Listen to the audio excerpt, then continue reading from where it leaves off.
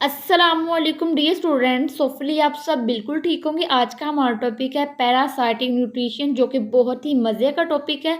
तो हम शुरू से पढ़ते आ रहे हैं कि पैरासाइट्स ऐसे ऑर्गेनिजम्स होते हैं जो कि दूसरे ऑर्गेनिज्म से फूड लेते हैं और उनसे रहने के लिए जगह लेते हैं, लेकिन बदले में उन ऑर्गेनिजम्स को नुकसान पहुंचाते हैं। ठीक है, जिस तरह हमारे पास मॉस्किटोज होते हैं जो कि हमारी बॉडी से ब्लड लेते हैं लेकिन बदले में हमें नुकसान पहुंचाते हैं। सबसे पहले हमारे पास है पैरासाइट्स की डेफिनेशन। तो इनकी डेफिनेशन ये है कि a parasite is an organism that lives upon or within the other organisms for obtaining its food, यानी कि ऐसे ऑर्गेनिज्म जो कि दूसरे ऑर्गेनिजम्स के अंदर रहते हैं या उनके ऊपर रहते हैं और उन ऑर्गेनिज्म से फूड को ऑब्टेन करते हैं, उनको हम पैरासाइट्स कहते हैं।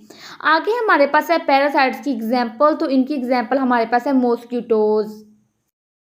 आगे स्टूडेंट्स हमारे पास है टाइप्स ऑफ पैरासाइट। तो इनकी सबसे पहली टाइप है एंडोपैरासाइट और दूसरी टाइप हमारे पास है एक्टोपैरासाइट। अब हमने ये पढ़ना है कि एंडोपैरासाइट्स क्या होते हैं और एक्टोपैरासाइट्स क्या होते हैं।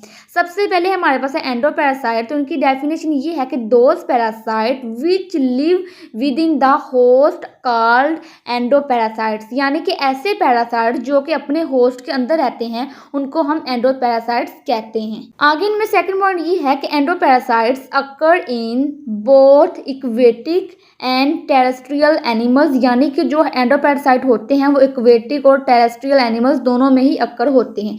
आगे हमारे पास है एंडोपैरासाइट की एग्जांपल। तो इनमें सबसे पहली एग्जांपल है एंटोमेबा, दूसरी है टेपवर्म और तीसरी है राउंड वर्म्स।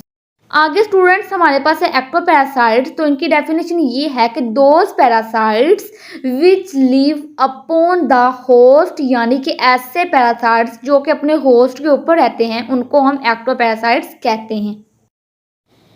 आगे हमारे पास है एक्टोपैरासाइट्स की एग्जांपल। तो इनकी सबसे पहली एग्जांपल ये है कि flea and lice live in the fur of mammals and feather of birds and suck blood from their skin, यानी कि जो फ्ली हैं और लाइसिस होती हैं जिनको हम जुएं कहते हैं वो मैमल्स के फर में और बर्ड्स के फीदर्स में रहती हैं और वहाँ से ये बर्ड्स और मैमल्स का जो ब्लड होता है उनको सक करती हैं। ठीक है स्टूडेंट, आगे हमारे पास दूसरी एग्जाम्पल है ticks and mites in non human mammals. जो टिक्स हैं और माइट्स होते हैं वो नॉन ह्यूमन मैमल्स के अंदर मौजूद होते हैं।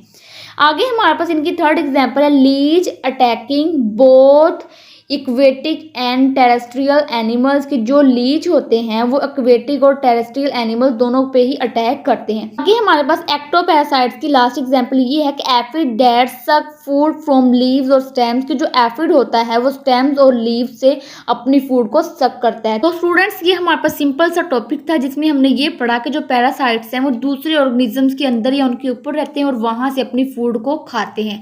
दूसरी चीज हमने ये पढ़ी कि जो पैरासाइट्स हैं इनकी दो टाइप्स होती है, एक होती है एंडोपैरासाइट्स और दूसरी होती है एक्टोपैरासाइट्स। एंडोपैरासाइट्स वो होते हैं जो कि अपने होस्ट के अंदर रहते हैं और एक्टोपैरासाइट्स वो होते हैं जो कि अपने होस्ट के ऊपर रहते हैं। तो स्टूडेंट्स आपसे ये शॉर्ट क्वेश्चन पूछा जा सकता है कि right the difference between endoparasites and ectoparasites. तो जो चीज़ें मैंने आपको लिखवाई हैं आपने पेपर में ऐसे ही लिख देनी है। इंशाल्लाह जो आपको नंबर है वो पूरे मिलेंगे। ओके जी, अल्लाह हाफिज़।